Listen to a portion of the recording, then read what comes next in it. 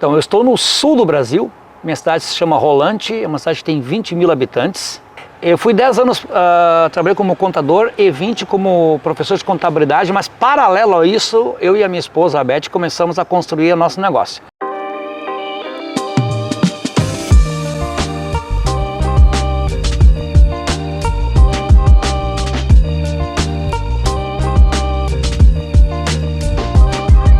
Há 30 anos já te permite dizer com propriedade um pouco do que é que evoluiu na fotografia. A fotografia, simplesmente eu vivi o período do filme, passar para o digital e agora estou entrando na inteligência artificial, né? Então é um processo de transformação o tempo todo. E aqui eu estou falando só de tecnologia, né? Mas a fotografia ela mudou na forma da venda da fotografia, a percepção das pessoas pela fotografia, o interesse, né? Hoje a gente fala muito que a fotografia tem que contar histórias, né? Sempre contou histórias, né? Mas agora nós temos essa preocupação de contar uma boa história e não só mais aquelas fotos que o cliente deseja, né? Fazer aquilo que o fotógrafo quer. Então acho que isso é todo um processo de transformação que nós vamos passando e nós não chegamos ao fim dela ainda. Como é que é ser fotógrafo numa cidade pequenina?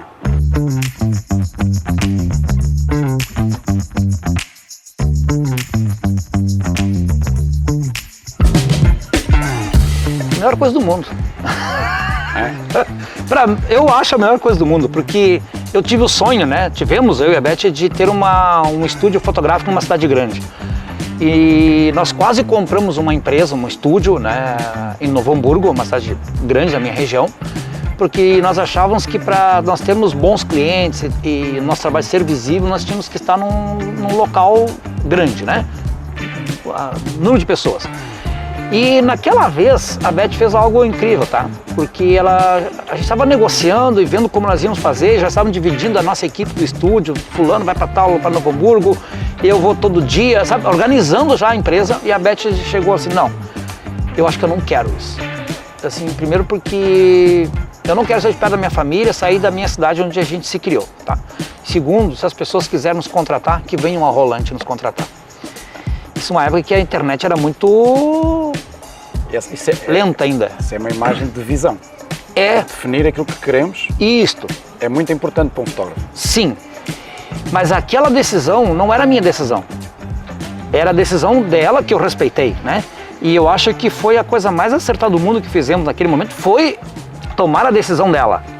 E é engraçado que é uma das questões que eu tenho na minha cabeça há muito tempo, que é o rosto. É? Tu tornaste o rosto da vossa fotografia. Uhum. Muita gente não conhece que existe a Beth Schinnati, né, por trás. Sim. Mas qual é a importância dela no vosso trabalho e essencialmente na tua inspiração? Sabe que lá em Rolante, se tu perguntar onde é o estúdio do Ney, ninguém sabe onde é. As pessoas de Rolante não sabem quem é o Ney. Algumas pessoas sabem, né? Mas a sua grande maioria, as pessoas sabem quem é a Beth Schinnati. Porque tudo começou com ela, eu continuei no meu trabalho, né, ajudava ela aos finais de semana e a Beth começou a fotografar. E ela foi fotógrafa do estúdio de 93 a 2008, somente ela. Quando ela ficou grávida do Pedro, nosso filho mais velho, ali eu comecei a fotografar. Então eu me tornei fotógrafo a partir de 2008. De 93 até 2008 eu era videomaker. Tu tens uma lista de prémios que eu não vou para aqui dizer, senão, né? Muitos lentes de ouro, tu, nos rankings, sempre que eu olho para lá, tu está lá no topo.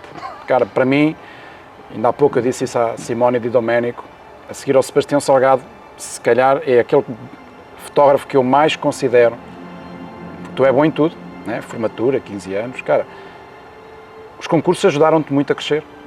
Muito, ajudaram muito. Eu descobri a Fearless em 2011, foi a primeira associação que eu participei e não existiam associações no Brasil ainda, né?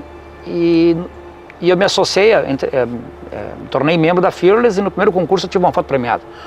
Então, o segundo concurso, outra foto premiada, e sim, mas não é porque, então, tive foto premiada, então eu sou bom, né? Não, pelo contrário, eu tinha foto premiada, mas eu tive 10 que não foram premiadas. Exatamente. E aí veio uma coisa que para mim foi fundamental, que é começar a olhar muito mais para as não premiadas, para perceber os erros, né?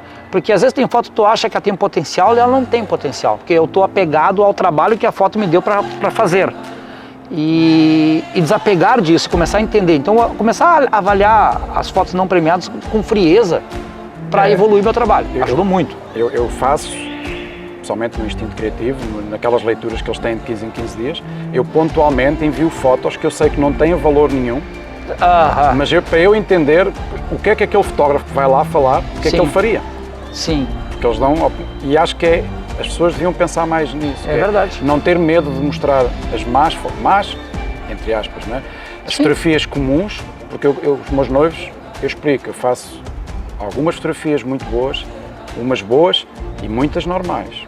É assim que eu vou contar a história. Mais um monte ruim, né? E as ruins não vou entregar, A gente não mostra. Claro. Mas as pessoas pensam que é um fotógrafo premiado, só faz foto incrível. Não. A foto incrível não... Sim, foto incrível é aquela que faz os noivos chorar quando vêm. Essa sim, para mim, é uma foto incrível. Sim. Aquela que eles ficam, esta eu vou guardar para a vida. E às vezes é uma foto comum. Não é? São pequeninas coisas, aquele pegar num papel, fotografia impressa e olhar e a lágrima começar a cair. Sim. Isso para mim é o maior prémio que podemos ter. Porque eu acredito no que tu está falando muito, porque é quando a gente capta a emoção, né? O sentimento, né? O que eles sentem. E não é só o que eles sentem um pelo outro, mas o que eles sentem ao estarem ali. Porque quando a gente está fazendo um ensaio, eu não preciso criar um clima de fotos, nada. É simplesmente uma experiência que pode ser intensa, humorada, até de sofrimento, né? Passar calor, né? Passar frio, né? Mas o que a gente precisa causar nas pessoas é uma experiência em que elas olhem para as fotos e lembrem do que aconteceu, né? E aquela lembrança seja para eles assim, uou, esse dia foi incrível, passamos um frio do cão, mas foi incrível, sabe? Valeu a pena, né? E no casamento, né, eu acho que a gente se apega muito a pessoa estar naquele dia que ela considera mais importante da vida, né? E se ver. E é muito louco, porque às vezes as fotos que mais impactam nem sempre é do casal, né? Muitas vezes é dos pais, dos convidados, da avó, né? E às vezes nem os noivos estão presentes na foto, né? Isso é muito louco.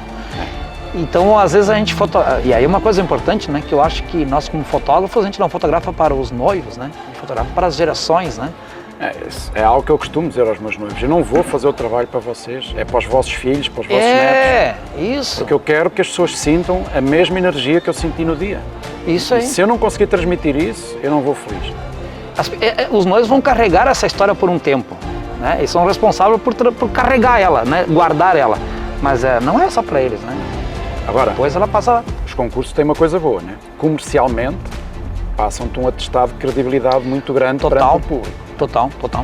Quais foi as mais-valias que te trouxe estes concursos, nomeadamente o Filas, os Lentes de Ouro?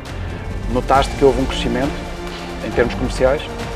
Sim, muito, mas tem sempre que pensar que não é a associação que vai te trazer isso, e sim o que eu vou fazer com esse prêmio, como eu vou comunicar às pessoas sobre isso, para transformar isso em credibilidade e valor do meu trabalho. E disseste a palavra certa, comunicar, não é? Comunicar, total. Muita gente fala, mas poucos comunicam. Sim. Tem uma frase que diz, né? A pessoa que melhor comunica não é a que mais fala, e sim a que melhor pergunta.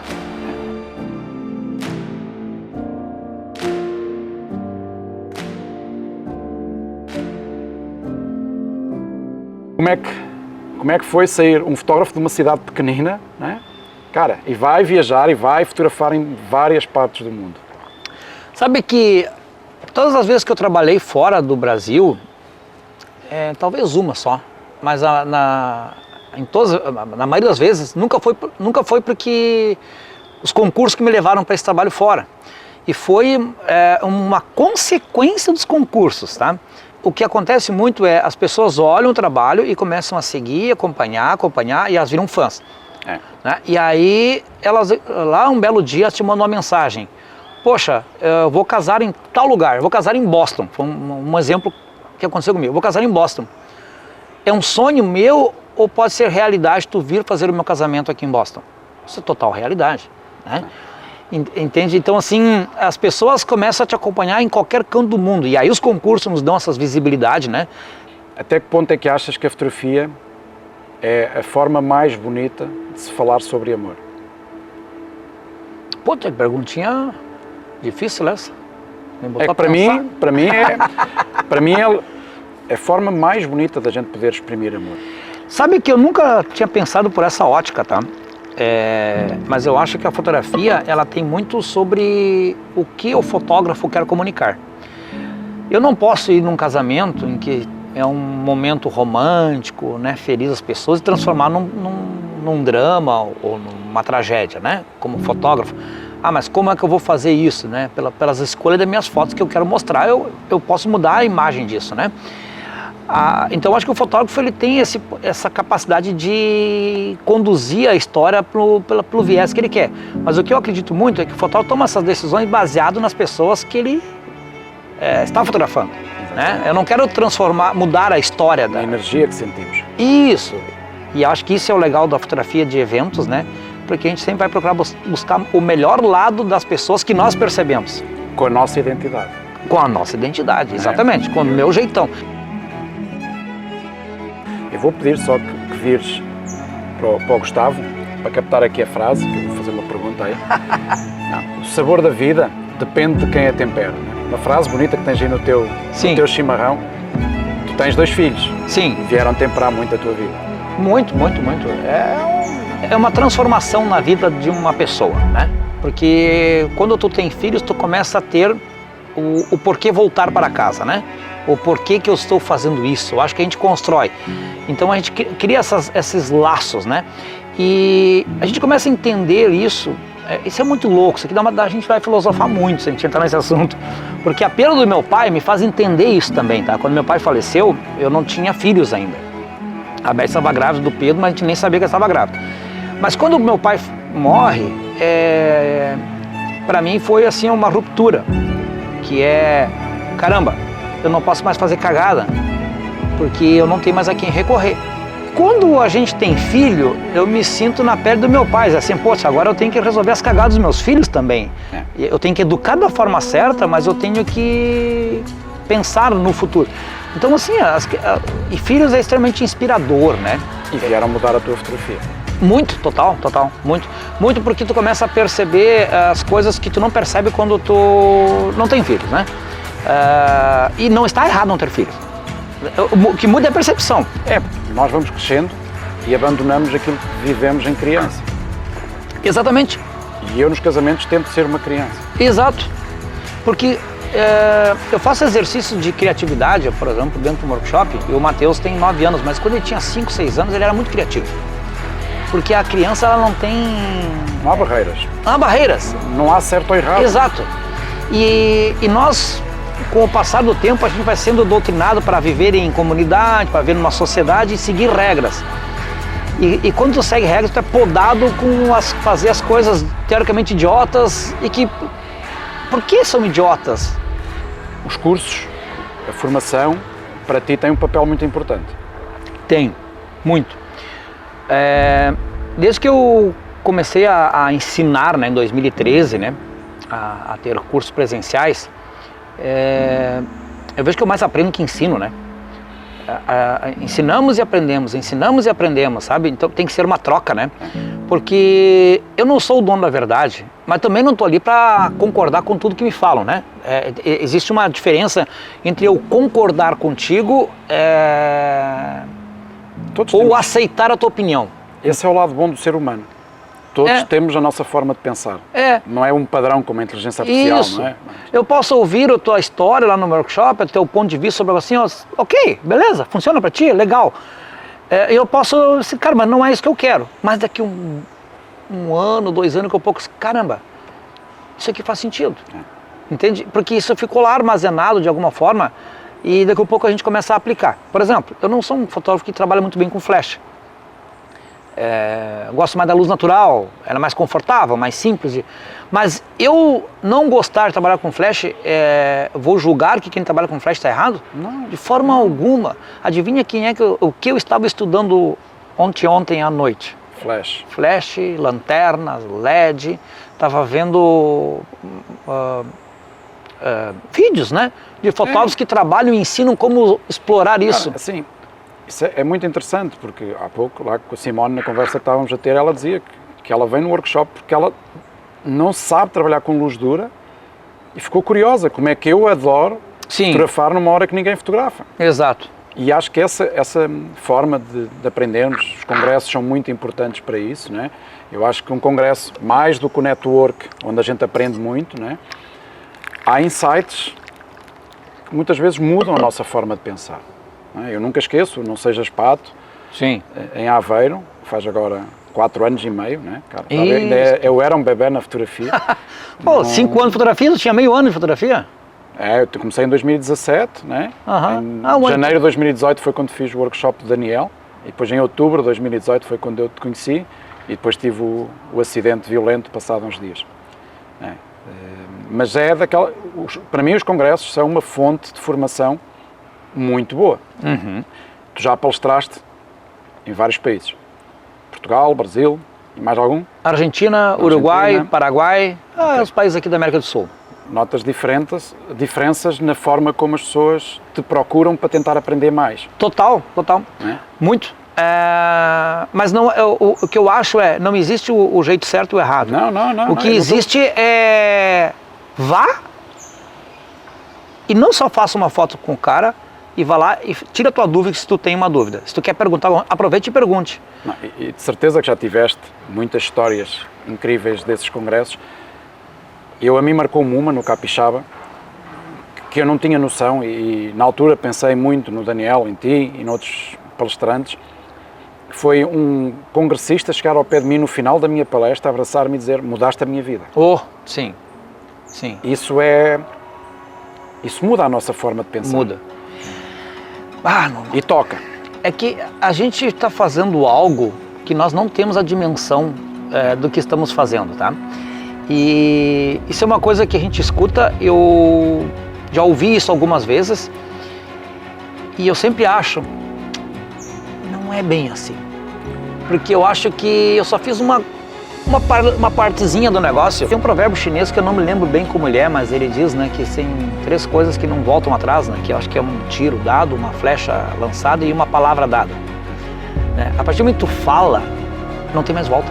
A gente não tem noção do que a gente faz na vida das pessoas. Por isso que nós temos que cuidar muito do que falamos, não só no palco, mas também na nossa rede social, no nosso story, na nossa postagem, porque às vezes a gente faz um post com raiva, né? Brabo com alguma coisa.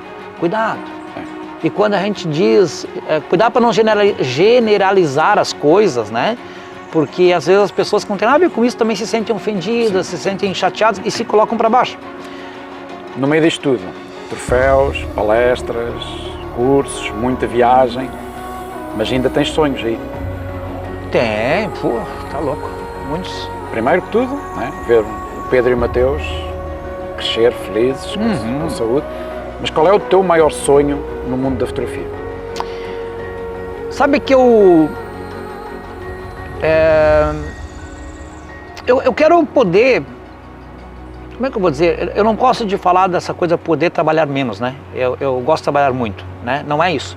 Mas eu quero poder trabalhar melhor ainda, tá? Melhor no sentido, trabalhar com menos compromisso, mais leve. Eu adoro viajar não é de avião, adoro viajar na estrada, né?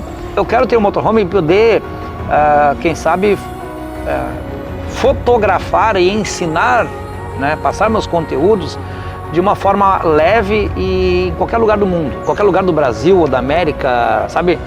Poder viajar sem hora para voltar.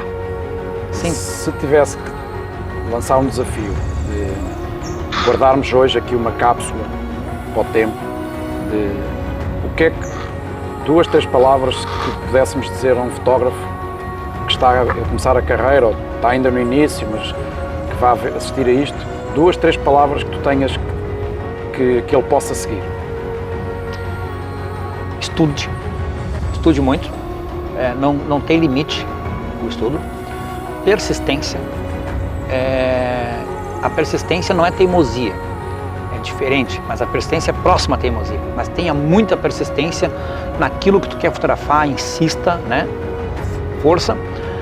E terceira, não vou dizer que é a principal, mas ela é muito importante, seja autêntico. Seja você mesmo, tá? Não se influencie pelas tendências, modinhas de mercado, né? seja autêntico ao ponto de fotografar do teu jeito, mas principalmente viver do teu jeito. Né? Porque eu acho que a pior coisa que tem é a gente ver, isso não é no mercado da fotografia, em qualquer mercado, as pessoas querendo viver igual ao ídolo. Isso para mim é uma cagada. Pode ter palavrão nesse? Pode. Tá o YouTube corta, hein? A gente pede pip. Falando em cortar, cara, só posso agradecer, né? Foi um prazer enorme ter-te aqui. E se tu uma vez me disseste que eu não sabia o tamanho do carinho que os brasileiros tinham por mim, eu posso dizer que tu não tens noção do tamanho do carinho que eu tenho por ti. Oh, que isso. Muito obrigado. Obrigado, eu sou muito grato. Deixa eu largar com isso, senão nós vamos se lambuzar toda. Muito obrigado. Obrigado eu, Obrigado. Uma honra te receber aqui no Sul, né? Te receber não, te encontrar no Sul.